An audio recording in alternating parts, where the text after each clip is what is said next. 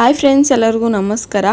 ಈಗ ಮಕ್ಕಳು ಮನೆಯಲ್ಲಿರೋದ್ರಿಂದ ಏನಾದರೂ ತಿನ್ನಬೇಕು ಅನ್ನಿಸ್ತಾ ಇರುತ್ತೆ ಮಕ್ಕಳಿಗೆ. ಹಾಗಾಗಿ ಒಂದು 5 ನಿಮಿಷದಲ್ಲಿ ಈ ಥರ ಸ್ವೀಟ್ ಮಾಡಿ ತುಂಬ ಚೆನ್ನಾಗಿರುತ್ತೆ. ಅದು ಒಂದೇ ಹಿಟ್ಟಲ್ಲಿ 2 ಸ್ವೀಟ್ ಆಗುತ್ತೆ. 2 ಥರ ಸ್ವೀಟ್ ಮಾಡ್ಬೋದು, ತುಂಬ ಚೆನ್ನಾಗಿರುತ್ತೆ ಮಾತ್ರ. ಹಾಗಾದರೆ ಬನ್ನಿ ಆ ಥರ ಮಾಡೋದು ಅಂತ ತೋರಿಸ್ಕೊಡ್ತೀನಿ.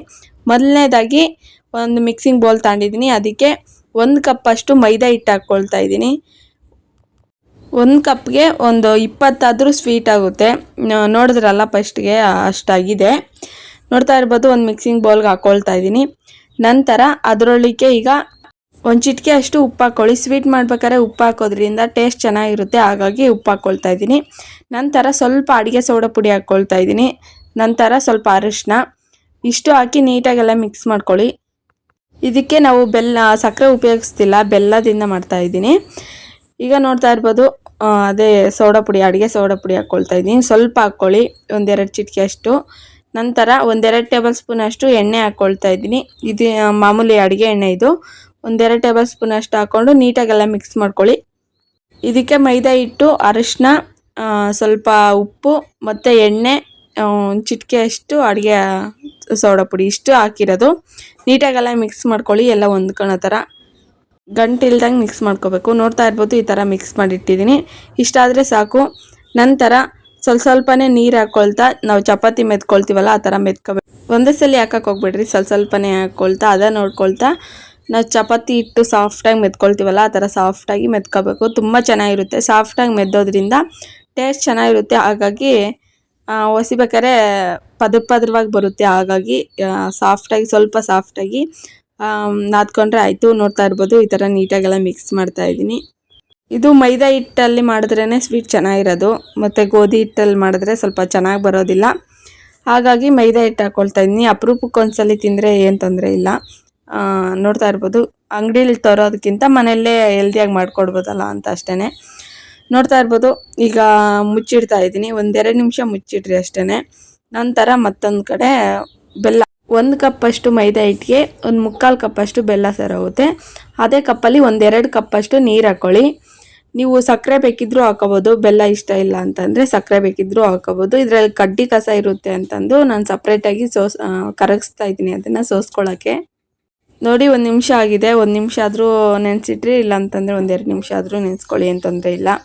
ನೋಡ್ತಾ ಇರ್ಬೋದು, ಸ್ವಲ್ಪ ಕೈಗೆ ಎಣ್ಣೆ ಅಪ್ಲೈ ಮಾಡಿ ನೀಟಾಗಿ ನಾದ್ತಾ ಇದ್ದೀನಿ. ನೋಡ್ತಾ ಇರ್ಬೋದು ಎಷ್ಟು ಸಾಫ್ಟಾಗಿದೆ ಅಂತ. ತುಂಬ ಸಾಫ್ಟಾಗಿ ಬರುತ್ತೆ ಈ ಥರ ನಾದ್ಕೊಳ್ಳೋದ್ರಿಂದ. ನೀವು ನೋಡ್ತಾ ಇರ್ಬೋದು, ಈಗ ನೀಟಾಗಿ ನಾದ್ತಾ ಇದ್ದೀನಿ. ಈ ಥರ ನಾದ್ಬಿಟ್ಟು ಈಗ ಚಪಾತಿ ಉಂಡೆ ಮಾಡ್ಕೊಳ್ತೀವಲ್ಲ ಆ ಥರ ಉಂಡೆ ಮಾಡ್ಕೊಂಡ್ರೆ ಆಯಿತು. ಸ್ವಲ್ಪನೇ ಅಂತ ನೀಟಾಗಿ ನಾದ್ಕೊಳ್ತಾ ಉಂಡೆ ಮಾಡ್ಕೊಳ್ಳಿ. ಎಷ್ಟಾಗುತ್ತೋ ಅಷ್ಟು ಉಂಡೆ ಮಾಡ್ಕೊಬೋದು ಅಷ್ಟೇ. ನೋಡ್ತಾ ಇರ್ಬೋದು, ಈ ಥರ ಉಂಡೆ ಮಾಡ್ತಾ ಇದ್ದೀನಿ. ನೋಡಿ, ಅಷ್ಟು ಮಾಡಿಟ್ಟಿದ್ದೀನಿ. ಒಂದು 7 ಆಗಿದೆ ಉಂಡೆ. ಇಷ್ಟಾದರೆ ಸಾಕು. ಈಗ ಒಂದೊಂದಾಗಿ ಚಪಾತಿ ಹೊಸ್ಕೊಳ್ತೀವಲ್ಲ ಆ ಥರ ಹೊಸ್ಕೋಬೇಕು. ಇದು ತೆಳ್ಳಗೆ ಹೊಸ್ಕೊಳ್ಳಿ. ತೆಳ್ಳಗೆ ಹೊಸಿ ಅದರಿಂದ ತುಂಬ ಚೆನ್ನಾಗಿರುತ್ತೆ, ಕ್ರಿಸ್ಪಿಯಾಗಿರುತ್ತೆ, ಚೆನ್ನಾಗಿ ಲೇಯರ್ ಬರುತ್ತೆ. ಹಾಗಾಗಿ ಸ್ವಲ್ಪ ತೆಳ್ಳಗೆ ಹೊಸಿತಾ ಇದ್ದೀನಿ. ನೋಡ್ತಾ ಇರ್ಬೋದು, ವಿಡಿಯೋ ಲೆಂತಿ ಆಗುತ್ತೆ ಅಂತ ಸ್ವಲ್ಪ ಫಾಸ್ಟಾಗಿ ಇಟ್ಟಿದ್ದೀನಿ. ನೋಡಿ, ಈ ಥರ ಹೊಸ್ತಿಟ್ಟಿದ್ದೀನಿ. ಉಳಿದಿರೋವೆಲ್ಲ ಇದೇ ಥರ ಮಾಡ್ಕೊಳ್ಳಿ ಅಷ್ಟೇ. ನೋಡ್ತಾ ಇರ್ಬೋದು, ಮತ್ತೊಂದು ಕಡೆ ಬೆಲ್ಲ ಚೆನ್ನಾಗಿ ಕರಗಿದೆ. ಬೆಲ್ಲ ಕರಗಿದ್ದಾದಮೇಲೆ ಈಗ ಸೋಸ್ಕೊಳ್ತಾ ಇದ್ದೀನಿ. ಅದರಲ್ಲಿ ಕಡ್ಡಿ ಕಸ ಏನಾದರೂ ಇರುತ್ತೆ ಅಂತ ನಾನು ಸೋಸ್ಕೊಳ್ತಾ ಇದ್ದೀನಿ. ನೀವು ಸಕ್ಕರೆ ಹಾಕಂಗಿದ್ರೆ ಹಾಗೆ ಹಾಕ್ಬಿಟ್ಟು ಒಂದೇ ಸಲ ಕರಗಿಸ್ಕೋಬೋದು. ಸ್ವಲ್ಪ ಗಟ್ಟಿ ಆದರೆ ಸಾಕು, ಬೆಲ್ಲ ಪಾಕ ಬರೋ ಅವಶ್ಯಕತೆ ಏನಿಲ್ಲ. ಸ್ವಲ್ಪ ಗಟ್ಟಿ ಬರುತ್ತಲ್ಲ, ಅಷ್ಟು ಗಟ್ಟಿ ಬಂದರೆ ಸಾಕಾಗುತ್ತೆ. ಈಗ ನೋಡ್ತಾ ಇರ್ಬೋದು, ಸೋಸ್ಬಿಟ್ಟು ಈಗ ಅದರೊಳಗೆ ಏಲಕ್ಕಿ ಪುಡಿ ಹಾಕ್ಕೊಳ್ತಾ ಇದ್ದೀನಿ. ಫ್ಲೇವರ್ಗೋಸ್ಕರ ಏಲಕ್ಕಿ ಪುಡಿ ಇಷ್ಟ ಇದ್ದರೆ ಹಾಕ್ಕೊಳ್ಳಿ, ಇಲ್ಲ ಅಂತಂದರೆ ಸ್ಕಿಪ್ ಮಾಡಿ, ಅಂತಂದರೆ ಇಲ್ಲ. ಆದರೆ ಹಾಕಿದ್ರೆ ಸ್ವಲ್ಪ ಚೆನ್ನಾಗಿ ಇರುತ್ತೆ ಸ್ವೀಟು, ಘಮ ಚೆನ್ನಾಗಿ ಬರುತ್ತೆ. ಹಾಗಾಗಿ ಹಾಕ್ಕೊಳ್ತಾ ಇದ್ದೀನಿ. ನೋಡ್ತಾ ಇರ್ಬೋದು, ಈಗ ಸ್ವಲ್ಪ ಕುದೀಲಿ, ಒಂದು 2 ನಿಮಿಷ ಆದರೂ ಕುದೀಲಿ. ಅದು ಸ್ವಲ್ಪ ಗಟ್ಟಿ ಆಗುತ್ತೆ ಅಷ್ಟೇ ಅದು. ನಂತರ ನೋಡ್ತಾ ಇರ್ಬೋದು, ಈಗ ಎಲ್ಲ ಹೊಸಿತಾ ಇದ್ದೀನಿ ಎಲ್ಲನ. ಮೊದಲೇ ಹೇಳ್ದಂಗೆ ಒಂದು ಹಿಟ್ಟಲ್ಲಿ 2 ಸ್ವೀಟ್ ಮಾಡ್ತಾಯಿದ್ದೀನಿ. ಮೊದಲನೇ ಸ್ವೀಟು ನೋಡ್ತಾ ಇರ್ಬೋದು, ಈ ಥರ ಚಪಾತಿ ಹೊಸ್ತಿರ್ತೀವಲ್ಲ ಅದನ್ನು ಈ ಥರ ಕಟ್ ಮಾಡಬೇಕು. ಸೆಂಟ್ರಲ್ಲಿ ಮಾತ್ರ ಕಟ್ ಮಾಡಬೇಕು, ಸೈಡಲ್ಲಿ ಕಟ್ ಮಾಡೋಕ್ಕೆ ಹೋಗ್ಬಿಡ್ರಿ. ಈ ಥರ ಸೆಂಟ್ರಲ್ಲಿ ಸಣ್ಣದಾಗಿ ಕಟ್ ಮಾಡ್ಕೊಳ್ಳಿ. ನಾನು ವೀಡಿಯೋದಲ್ಲಿ ಆ ಥರ ತೋರಿಸ್ತಾ ಇದ್ದೀನೋ ಆ ಥರ ಕಟ್ ಮಾಡ್ಕೊಳ್ಳಿ ಅಷ್ಟೇ. ನೋಡಿ, ಈ ಥರ ಕಟ್ ಮಾಡೋದ್ರಿಂದ ಕ್ರಿಸ್ಪಿಯಾಗಿ ತುಂಬ ಚೆನ್ನಾಗಿರುತ್ತೆ ಸ್ವೀಟು. ನೋಡಿ, ಈ ಥರ ಲಾಸ್ಟಿಗೆ ಮಡ್ಚ್ಕೋಬೇಕು ಸ್ವಲ್ಪ, ಆ ಥರ ಹಂಗೆ ಮಡ್ಚ್ಕೊಂಡ್ರೆ ಆಯಿತು. ಇದಕ್ಕೇನು ಎಕ್ಸ್ಟ್ರಾ ನೀರು ಅದು ಇದು ಏನು ಅಪ್ಲೈ ಮಾಡೋದು ಬೇಡ. ಈ ಥರ ಮಡ್ಚ್ಕೊಳ್ಳಿ.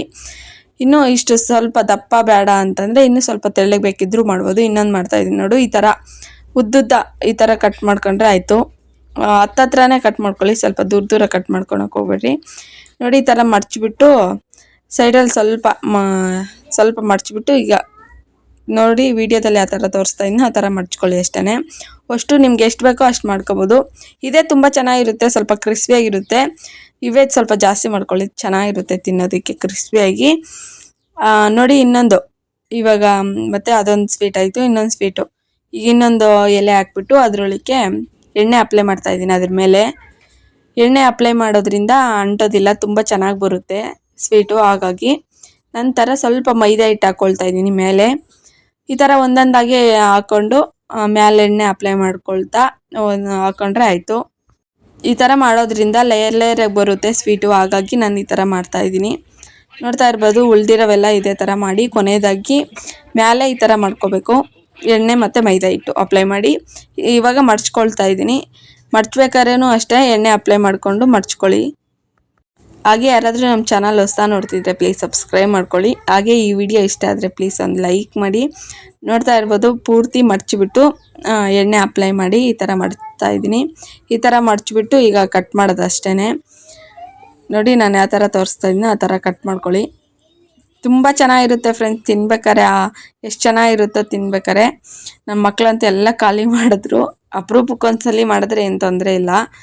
ಅಂಗಡಿಯಲ್ಲಿ ಅಷ್ಟೇ ಮೈದಾ ಹಿಟ್ಟಲ್ಲೇ ಮಾಡ್ತಾರೆ. ಅದೇ ನಮ್ಮ ಮನೇಲಿ ಮಾಡೋದ್ರಿಂದ ಸ್ವಲ್ಪ ಹೆಲ್ದಿ ಆದರೂ ಇರುತ್ತಲ್ಲ ಅಂತ ಅಷ್ಟೇ.